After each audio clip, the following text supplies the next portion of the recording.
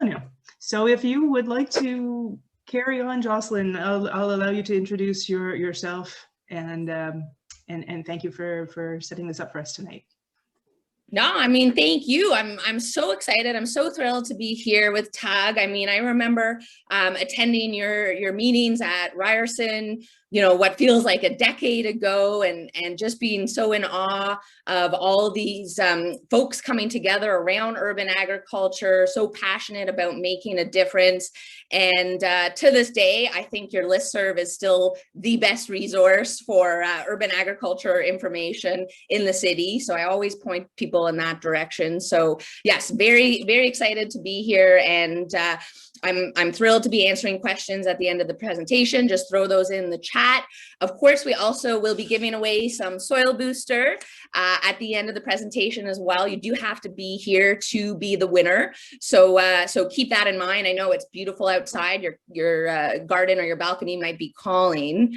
But I did also want to just follow on. Obviously, we're all have the First Nations peoples in our minds today. And I thought it would be good to simply say that regenerative agriculture is something that they've practiced for millennia, and the fact I mentioned today, I'll talk a lot about science and the new discoveries, but at the end of the day, we know that it is the First Nations people in our country, in this continent, that really have been the leaders of regenerative agriculture, of looking after our ecosystems and making them better. So hopefully the science will catch up sooner rather than later, and hopefully today I'll be able to give you a bit of a background around how we're going to how we can implement some of these best practices. So Rhonda, I am having trouble sharing my screen. Rhonda was like, we should practice this, and I said, no, it'll be fine. I think what I'm going to do is, Colleen, what should I do if I'm trying to share my screen? And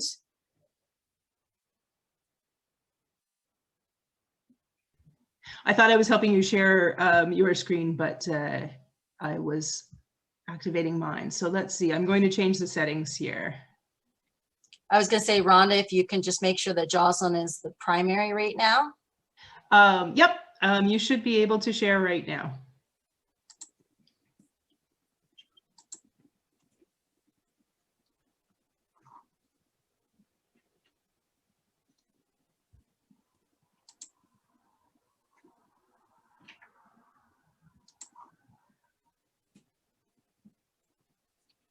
all right, here we are on track.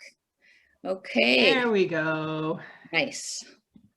Momentary blip. All right, so here we are. I'm super excited to be speaking with you guys today. We're going to take about 45 minutes to go through the presentation, and then have time, as I mentioned, for all the other fun things we're going to be doing. So this presentation is really about the importance of soil microbes, and I'm going to do my best to really make an argument that microbes are really the driver of success when it comes to regenerative agriculture, but even more importantly, when it comes to both healthy food, growing the healthiest possible food, and in terms of protecting our climate. So hopefully by the end of this presentation, you will understand what it is that's so powerful about something like a worm manure or worm castings, why you need to feed your soil with microbial life, how that influences the quality of the produce, the nutritional value of the food that you are growing, and of course, why microbes are so important in terms of being able to help plants pull carbon out of the air and put it back in the soil where it belongs. So just to get everyone up to speed before we get too deep into the topics, I always like to start with this slide because I have the fairly unique ability to share that I am a professional worm farmer. And certainly I've always been passionate environmental, you know, really since I did my degrees, and I feel very lucky that I get to live my values every day. Certainly my parents, I think, wish I had gotten into something a bit more lucrative, but now that climate change is something that we hear about day to day, I have to give my parents credit that they've come around and understand why this is so important to me and to the world. So to get everyone on the same page, Wastenot Farms is a closed loop biorefinery. So what that looks like is that we collect food waste from the city. We bring it up to our farm. We're located just east of Orangeville, so we're about an hour north of the city. And here we have somewhere in the ballpark of about 1 million red wiggler worms. And we haven't counted them recently, so don't quote me on that, but in that ballpark. And we feed the food waste to the worms, and we essentially just put them in a big bin, sit them on the shelf, and they sit there for anywhere from 3 to 6 months. And the worms will eat the food waste, they'll reprocess it, they'll process it a third time until everything in that bin turns to a really dark, lush soil product. That is what we harvest, and that we refine, we trommel it, and we ultimately bag it as our Jocelyn Soil Booster worm manure. Now, this product can go by many names. Sometimes you'll hear it referred to as a biofertilizer. That means a biological fertilizer, something that's working with the biology of the soil. The technical name for worm manure is worm castings or castings, so you may hear that in a more technical arena. And of course, you can always just refer to it as worm poop. It all means the same thing. And regardless of what you call it, it ends up in the same place. And that is on crops, on growing plants. And hopefully those plants are for food purposes, and that eventually they're going to turn into organic waste again. So really, really proud of this business model because it is a circular economy business. It's zero waste. And, you know, we really feel like we're able to be a pilot or a proof that you can run an economically sustainable business while looking after the environment and respecting social principles. So that's really what we've been able to achieve here with Wastenot Farms. But personally, I think the coolest thing is that every 6 months, the number of worms we have doubles. So what that means is that every 6 months, our processing capacity also doubles. You see, a worm can eat about its body weight a day in food waste. So if you only have a pound of worms, well, that's not a very large amount. But if you have 100 pounds of worms, that means that every day you can be processing 100 pounds of food waste and turning it into this valuable, rich, microbially rich soil product that we call Jocelyn Soil Booster. So hopefully you can see that there's a real opportunity here to grow this model for keeping food waste out of landfill and turning it into something that Mother Nature desperately needs. And that's really what we've been able to do with the business. Now, let's quickly talk about soil. I know many of you are expert growers, expert gardeners, and so this will all be old hat for you, but it is important to establish some of the basics. And so a big part of that is, you know, what is soil when we talk about soil? So the about 45, almost half of soil is actually the mineral component. So that's your sand, your silt, your clay, the actual rocks and pebbles and stones that make up sand, that make up your soil are approximately almost half of what's entirely there. Now, the other half is this idea of pore space or porosity. And I always like to explain this piece as the flip side of the same coin. And that's because whether you have a lot more air and room for oxygen, or if you have more water, it's primarily dependent on environmental factors that have occurred recently. So if you're going through a big drought, you're going to have a lot more pore space or empty air space, hopefully oxygen space in your soil, and very little water. Whereas if it's been raining for 3 weeks straight, the reverse will be true. So there'll be minimal airspace or oxygen, and there'll be a lot of water instead that's being held in that soil. And that piece is going to become important a little bit later on. Organic material, and the word organic, it means, you know, living at one time or carbon based. So I always say anything that was alive at one time falls into the very small organic material component, about 5%. And this is where you find all your microbes, your fungi, your bacteria, all the little critters that we're going to be talking about, some of which you can see with your eye, many of which you cannot see. And I always like to point out at this point that most microbes, especially the smaller ones, but even some of the bigger ones, they live in water. And they really need to be enveloped in water to be healthy and to do their job. So one of the reasons why watering your plants or your garden is so important is, at least in part, because without that water, without enough water, the microbes aren't going to be able to do their job. They're not going to be happy, and you're not going to be getting the benefits that you need from them. Now, let's talk a little bit about the components of soil health. Chances are you have heard about some of these different pieces to the puzzle.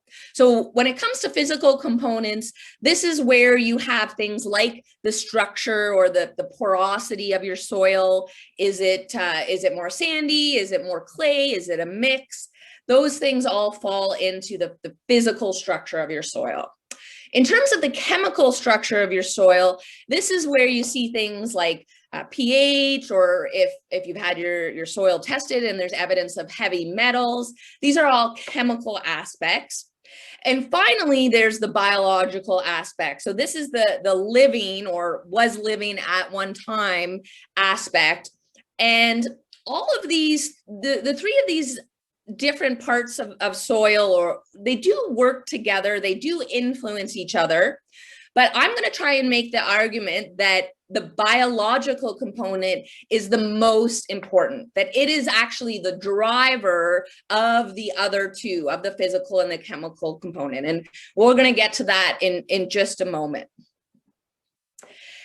Now, before I get too far, I always need to introduce folks to the soil food web, and perhaps more importantly, to Dr. Elaine Ingham. So, you know, Dr. Elaine, about 40 years ago, was one of the first to be looking through her microscope at things like soil, at things like water, and began identifying the different microbes that she could see under magnification. And she was really, really far ahead of her time. And it's taken about 40 years for the science to start to catch up.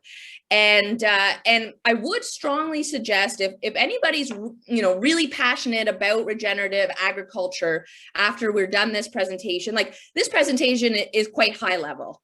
I want to make it accessible. I want to talk about ways you can implement it. So it is going to be fairly high level. We'll talk a bit of science, of course, but if you're passionate, if I whet your appetite, please check out soilfoodweb.com. Dr. Ingham runs a really, really thorough course that you can take. It is expensive. I was very lucky to be able to take it in this past fall because of some downtime we had, and it will really make you an expert. So please, if you want to become an expert, I strongly encourage you to check out more at the soilfoodweb.com.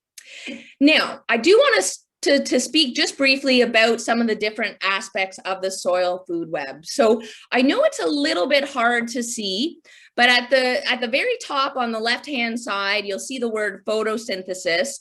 We're going to talk about that in the next slide. But what's important there is that we know photosynthesis pulls carbon out of the atmosphere, turns it into oxygen, which is released. And ultimately, that carbon that was in the carbon dioxide is turned into organic matter. So that's why you see under the plant there that word carbon, and further below that, you'll see the word organic matter. So all organic matter is made up of carbon, and it's effectively through the energy provided by photosynthesis that this process happens. Now, in terms of how plants get their nutrients, this is the really important piece to understand. But before we talk about that, I need to introduce you to the first layer of players in this map. So if you take one step over from organic matter over to, you'll see nematodes, fungi, and bacteria. So these three, and specifically fungi and bacteria, they are what's called primary decomposers in the soil. And so they really have the special job of being able to access nutrients from the rock, from the sand, silt, and clay. And so let me sort of tell you how that works. So bacteria can be very small or they can be very big, but let's assume that we have a one tiny bacteria, and this bacteria, its mission in life is to find calcium. That's what it likes to eat. And so what it does is it finds some rock in the soil that it knows has calcium in it, and it releases an enzyme, which is really just like a fancy word for liquid. It releases this liquid that can break down the rock into its components so that it can access the calcium that was locked up in that rock.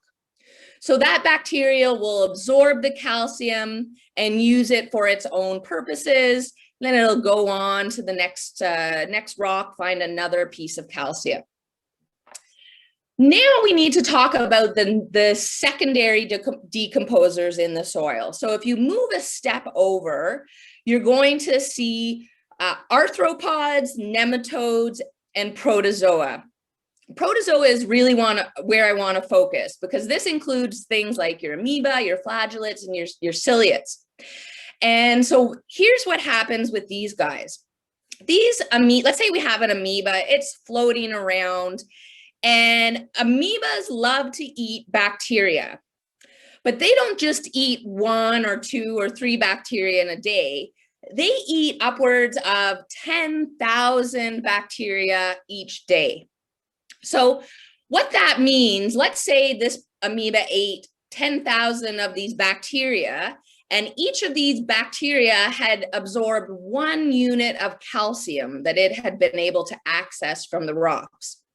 So all of a sudden, this amoeba has gone from, waking up first thing in the morning, it's got 0 calcium inside of it. And then the day goes on, it finds 10,000 bacteria to eat. By the end of that day, that amoeba has 10,000 units of calcium in its body that it is ingested while eating the bacteria. Well, that concentration is way too high. It just cannot handle that level of calcium. So what it immediately does is it excretes that calcium in a plant available format. So what that means is that calcium is available to be absorbed by the roots immediately.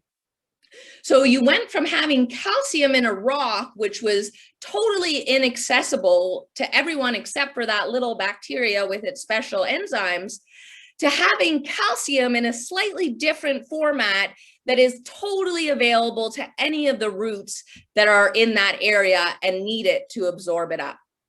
So that's a bit of an initial overview, high-level overview of the different players in the soil food web. And what's important to take away from it is that every little organism, every type of organism has a role to play. And if any type of organism is missing, the whole cycle is not going to work the way that it's meant to. And this is really why when it comes to regenerative growing, we talk so often about diversity. We talk about diversity of microbes. We talk about diversity of crops. If we're making compost, we talk about diversity of feedstocks in the compost. And this diversity is the pillar of the soil food web, that without this diversity, Mother Nature, the soil ecosystem can't do what it's supposed to do.